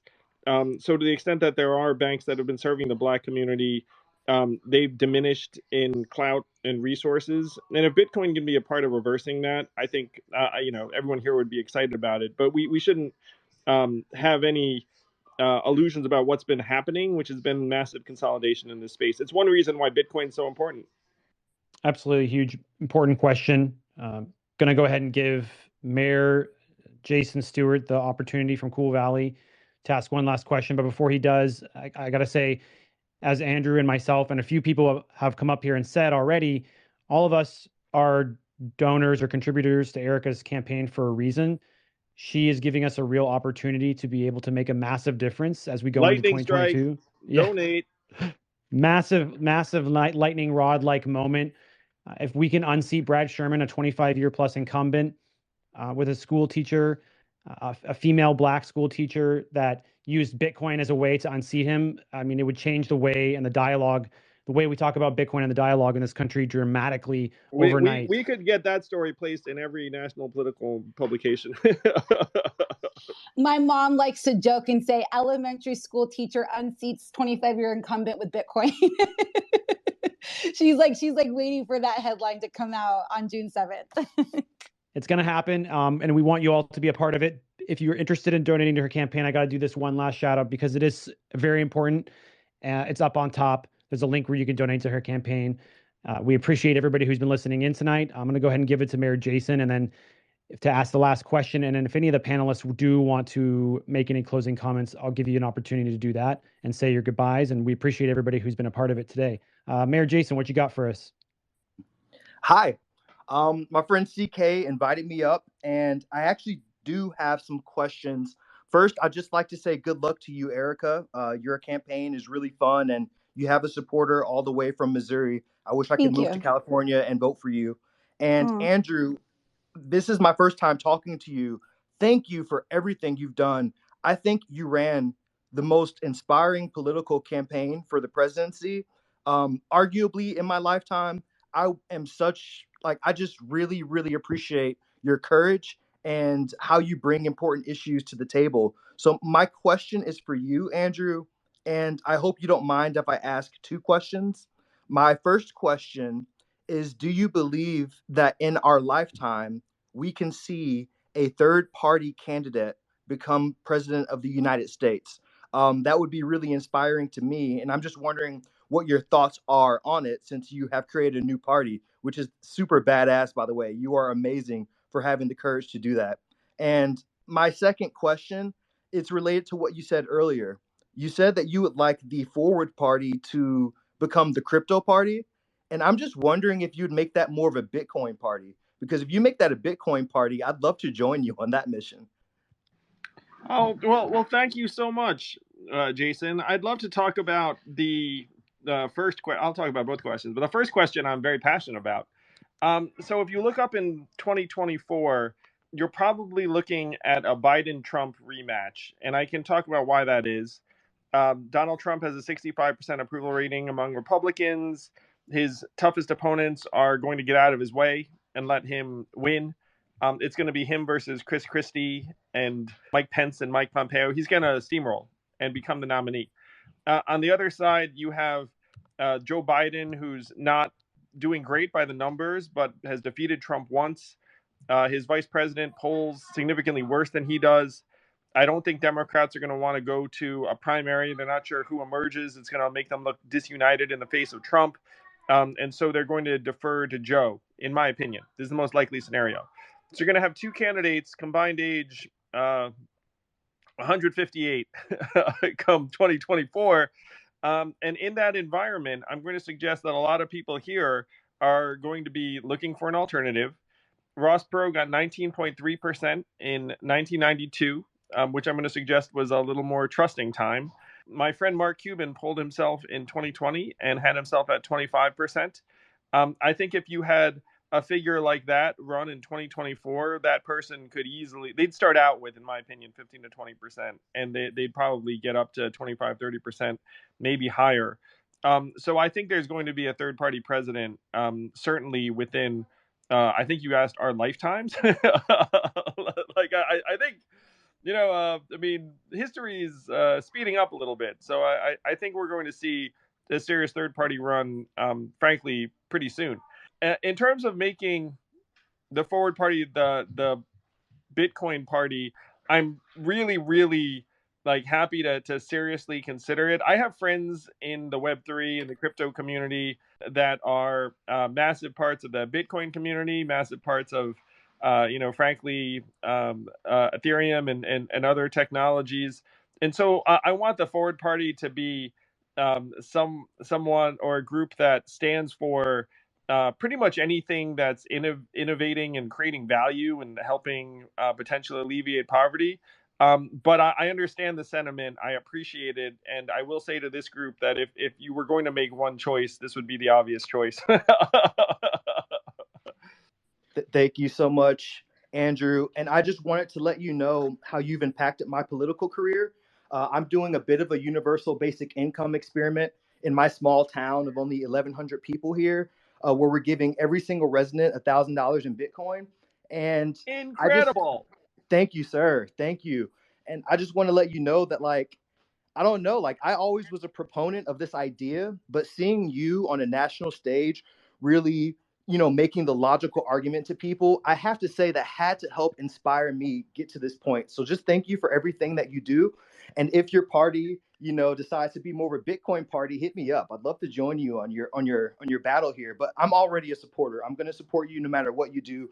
You have great ideas. Our country missed out. The city of New York missed out. You're going to do great things regardless. I just think you're incredible. Thank you so much. Thank you, man. I got to visit Cool Valley. I appreciate the heck out of you, Jason. Please come, man. Please come through. That'd be an incredible moment out here. Just love, honestly, to sit here and take in everything that happens sometimes in these spaces. It's really incredible, the conversations that we can have that were never before possible, and we're all doing it for free on our iPhones right now. CK, did you have something you want to jump in on? Yeah, no, I mean, I just wanted to say I know we wanted to close this out, but I'm open to keeping the conversation going for another 10 minutes or so. We did have Amanda, who is pushing things forward with Bitcoin education and evangelism within government circles on stage, as well as Nathan, who is the CEO of a very prominent mining firm in Texas. So I think valuable people to add. Yeah, if everybody's okay with it, we'll make these our official last two. Andrew, I want to be totally respectful of you. If you got 10 more minutes, if not, happy to have you stick around for just a little bit longer. Go ahead. I'll stick around. Go ahead. All right, thank you. Appreciate it. Amanda, very good to see you. Super pumped about the book that you're working on and the Bitcoin Today Coalition. Do you have a question or mostly just want to comment? Yeah, no, I think I do have a question. Really appreciate you having me up here. I hope everyone's having nice holidays. I think my question's more for Andrew Yang, if you don't mind. What are some ways that you think are helpful to work across the aisle? Is it having, two completely different parties on stage on a Twitter Spaces, little things like that? Or what are the bigger things that we can do to make this more bipartisan? Oh my gosh, Amanda, I love this question so much. I wish Jake were still here because I have learned so much about this. All right, check it out. Let's imagine that you are a member of Congress and you have to decide how you feel about various technologies. You know what you do? You turn to your team and say, "Hey, what am I supposed to think about this?" And so then how does your team respond? And the answer is it depends upon who's been talking to your team. This is why we need lobbyists in DC, because those teams typically are overworked and underpaid, and they just want someone who can provide them genuinely helpful information that's like not completely self-serving and the rest of it. So if we want this to be bipartisan, what we need to do is we need to work the congressional staffers on both sides of the aisle in DC. We need to be there, friendly, donating to them, giving them white papers, answering their questions. And then when it comes down to it, when it's really important, we need to invest in their districts and then bring those positive testimonials, those local interest groups back to those members of Congress's offices, because again, the action is all among the staffers. And so if the staffers get on board, then the member looks at them and says, "Hey, how do I feel about Bitcoin?" And they're like, "Oh, you're for it." Like that's the entire game. We just have to get more of these chiefs of staff to say to their members, "You are for Bitcoin." And if we get a critical mass of them in each party, and we're only talking about maybe like, I'd say like half a dozen senators in each party, that if you swing, then the momentum starts to go very, very quickly in a particular direction. So that is the entire game. And that's what we're working on right now. So if that sounds appealing to you, like, please do, like this, like donate. But we're actually working this And I've been spending more time in DC learning about these conversations. Amanda, it sounds like you're there too. So, maybe we'll see you in, in some of these offices. Yeah, I would love to. And if we host bipartisan Bitcoin happy hours out there, so if you're ever up for going to those, we'd love it. Hey, it gets those staffers, like drunk and receptive. I love it. Yang, you know so much about the system and the potential for a third-party run. I got to ask you, are you potentially going to be placing yourself in the ring again to run for president this go around to give us all an opportunity to vote for a third-party candidate? Oh, thanks for asking, Dennis.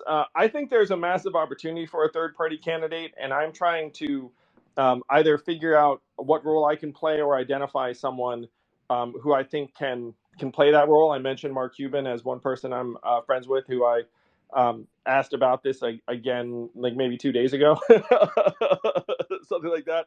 But as you can tell, I'm very energized. I think there's a massive opportunity, and I think that Bitcoin community should have a big voice in 24. Right now, if you have it be Republican versus Democrat, the dynamic that has to be avoided is that this winds up a partisan issue. And I think that having a wedge third party adopting this could be extraordinarily important. Absolutely. It would be huge. I think that a lot of Bitcoiners out there have even talked about starting their own party, the Orange Party. I'm less of a proponent of that. I'm more of a proponent of being a single issue voter, but I love the idea and I'm really excited about what's going to happen in the next 2 to 4 years and which party is going to be the party of Bitcoin and Bitcoiners. So if it's the Forward Party, so be it. Whoever wants to make Bitcoin a part of America's future is probably going to gain the votes of a lot of Bitcoiners and a lot of capital from Bitcoiners and crypto people across this space. We've got Nathan, last question, and then we're going to be calling it a night. If anybody in the panel wants to do closing comments, we can kind of wrap it up again one last time. But Nathan, go ahead. Thanks, Dennis, and CK, thanks for getting me on here. Andrew, I have a question and then asking for your guidance on something else. So although I do run a fairly large Bitcoin mine in Texas, I'm kind of getting on here as one of the board members of the Texas Blockchain Council. Surprisingly to me, really the Republican movement, having Cynthia Lummis come talk at the TBC conference, as well as Ted Cruz, et cetera, and being able to sit down with Governor Abbott multiple times. I was curious why you thought basically this became really a Republican-based issue as far as Bitcoin. I originally would have thought on the tech side of things that Bitcoin would have been more democratic, but I've seen a lot of silence really, and people that in the political arena who actually support Bitcoin are generally pretty silent on the national stage. I was wondering, one, why you thought that was the case, and if you have any recommendations how we as the TBC and we have a lot of capital behind us from the large miners, how we can help this movement, and really on both sides of the aisle. I would love your guidance on that. And then I'll stop there because that's one question. And then I have one more question on kind of global currency debasement versus UBI, which is a separate question. Well, thank you for your incredible work, Nathan. Here's what I think the problem is that I mentioned before, the Democrats have become essentially like the de facto defend the establishment party, and they also are currently in control of the regulatory agencies. And so there are some very prominent Democrats that are anti-Bitcoin, anti-cryptocurrency, and they're poisoning the well, in my opinion. And so we have to try and shift that narrative as quickly as possible. And the best way to do that is by getting traditional Democratic constituents to embrace the poverty-fighting technology, the potential as technology. So I mentioned before, Nathan, you probably weren't here, that we need to have an anti-poverty implementation of Bitcoin in Sherrod Brown's district in Ohio. He's a liberal Democrat. If we could do that and then have various anti-poverty organizations in his district talk to his chief of staff saying, look, this stuff is great, then we can start to work on a couple of the traditional Democrats. I think Senator Lummis mentioned Ron Wyden, who I believe is also a fairly liberal Democrat, who is at least open to this. We need to try and reward the Democratic figures who become publicly supportive and flood the zone and make it so that the water gets warmer, so that more of them say, okay, I can support this and it's good for me. Now, the perception that we have to battle is that Bitcoiners are environment despoiling tech bros who are just, like people who are already of means just getting richer. Like that's the narrative that has to be avoided and changed. And so it's one reason why figures like Erica are so crucial. People like Isaiah, so crucial, that we have to demonstrate that this is a broadly applicable technology that can improve the lives of people that Democrats rely upon politically. That's something we have to speed toward as quickly as possible. Awesome. Nathan, if you could please make the last question brief, that'd be fantastic, and we'll wrap it up in the next 5. Yeah, sure, absolutely. My second question is currency debasement versus universal basic income. Basically, we saw the M2 supply go up and not really be used in the most efficient means. Is there a way to take capital spending and currency debasement and make it more productive through the use of UBI? And how do you think that we should go about that? Thank you, Nathan. I think this is the key variable we have to address, which is there's tons of money in the system. It's just not going to people improving their lives. If you put $500, $750, $1,000 in the hands of a struggling American family, they spend it pretty much immediately. 83% of the CARES Act, as one example, did not go to individuals and families. And so we're debasing the currency and not alleviating people's problems, really. It's like the worst of all worlds. Earlier, Eric and I talked about how we're spending $81,000 per year per inmate, $72,000 per year per homeless person. We're spending a lot of money on very, very dysfunctional systems.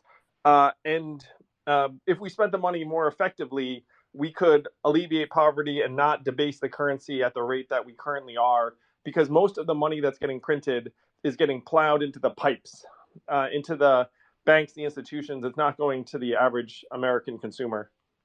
Can I just add on to what Andrew's saying, because it is really important, that even if you just look at like the way that they allocated the money with the apartment moratorium, the money didn't even get to the landlords, and it became like this huge mess.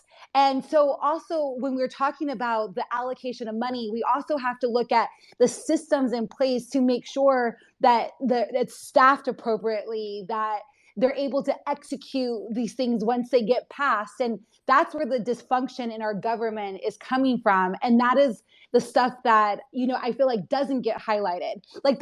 They're promoting programs, but the people that need those programs are not even aware that those programs even exist. They're not even going to the people that would best benefit. And so, again, I mentioned this earlier, when we were looking at the federal budget, the millions and billions of dollars of just waste on failed programs would be better spent just giving people cash. And you're taking out all of the bureaucracy, the middleman, oversight, and it's just give it to people and let people be able to do what they need to do that's best for their lives. And so I think we really need to have a serious talk about how the systems are working. And I do always have to plug that foster care reform is another issue that does not get talked about in government, that when kids age out of the system, they fall immediately into poverty or our prison system, which then costs us taxpayers, $100,000 per person through their course of their life just on those services. And so we fix these very critical systems that would really, really help address poverty. Again, Erica Rhodes' victory is the fastest way to make this thing bipartisan. Though we should be working on it even before Erica wins. But yeah, I think, Nathan, you articulated it. We have to get Dems on board. And I just want to say one more thing about the Democrats. I think the Democrats are making a huge mistake by not being pro Bitcoin. I think that there's so many people that support Bitcoin, that have been, that have chosen that are pro innovation, And I think it is a huge, huge misstep. And I think people like myself, there's Matthew, Reverend Whitney, and Rokana, there's all these amazing Democrats that are more vocal. I think that our voices should be elevated and people seeing that, like, yeah, people care about it. And Dennis said something that's really important. If you write to your elected official or you call your elected official and you tell them the things that, like, this is something that I care about, or at a town hall and you mention it, it does sway the way that they position themselves and the things that how they vote. You know, Andrew, I don't know if you remember, but back with the stimulus checks, you know, we really got people to write to their elected officials, and we put pressure on Congress to pass the stimulus checks, right? So I think that we forget that there's power in numbers, and if we all collectively get together and make noise, they end up swinging, because at the end of the day, these people want to keep power. Yeah, it's an inside-outside game, to your point, Erica. So what you do is you work the staffers in DC, and then you have people show up to the open house. You hit them from every angle. I agree. One of TBC's missions for 2022, and again, we've done really well in the last year from the funding of large Bitcoin mines, is to focus on bipartisan support on the Democratic Party too. So Erica and Andrew, if you both could just shoot me a message on the people that we do need to support, the TBC really wants to give funding in those areas, and I know that we could help in that way.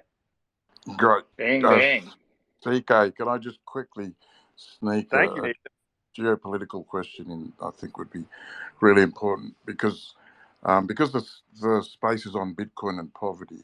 I think Andrew and Erica will be cognizant enough to realise that the 4 billion people in emerging markets, 2 billion of whom are unbanked, will drive Bitcoin adoption over the next decade by adopting Bitcoin on Lightning to respond to GDP remittance dependence and hyperinflation. When Nayib Bukele declared legal tender in May, in June, Undersecretary of State Victoria Newland went to 3 countries on a so-called anti-corruption mission, Paraguay, Panama, and El Salvador in South America. The only thing those countries had in common was that they're Bitcoin friendly. Will you support a foreign policy that helps poor Bitcoin countries, especially ones that are working towards Bitcoin adoption? Anyone wanna shout at this, and then I think we got to wrap after this. Yeah, it's something that I love, which is completely agree that one of the most powerful potential applications of Bitcoin is trying to access banking services for the billions who are unbanked, and the fact that at this point, if you had a very small fraction of a Bitcoin going to any of the 4 billion people you described, it would be literally like a life-changing level of resources. So this is something that I do talk to people who are keenly interested in it, and I love the potential. It's something that I would love to see happen because the amount of good you can do is so immense, and the speed. There are people who are working on cash transfers. There are people who are working on giving networks through the blockchain. There are people who are working on trying to conjoin those two things. So I'm so glad that you've identified this as one of the biggest opportunities. Like I think it is as well. Great. Awesome, Lord. Thank you. Appreciate you guys coming up to ask questions today. Thank you, everybody who's a part of the panel. We're going to wrap it up. Just want to went a little over. So thank you, Yang, Rhodes, Erica Rhodes, Isaiah, and also we had Jake on earlier for being a part of the panel. We're going to be doing a lot more Bitcoin political content like this on Spaces. So if you ever have anybody that you would like to see be a part of these panels, please shoot me a DM. My DMs are always open. Yang, Erica, Isaiah, Jake, thank you so much for being a part of the conversation today. Look forward to continuing to drive this bipartisan Bitcoin movement into the future. Let's make 2022 the year of Bitcoin and the year Erica Rhodes gets elected to Congress. Thank you, Dennis. Thank you, everyone else. Appreciate the heck out of you. Thank you, guys. Thank you so much. Appreciate it, CK. Thank you again to Bitcoin Magazine. And thank you all of you who always listen into all these spaces. Appreciate it. Happy holidays. Y'all, go to Bitcoin 2022. Meet people on stage in person. Meet Bitcoiners in person. Don't miss it. Use promo code Satoshi. Save 10% off. b.tc/conference. Get your print Bitcoin magazine. Follow everyone on stage. Thanks again, Dennis, for organizing. Thanks to all the panelists for just extreme generosity of your time. Do not take it lightly. This was absolutely awesome. Everyone else, be well and see you tomorrow. We'll have another great space for you. We have Jack Mallers coming on, so that should be a good one. Peace.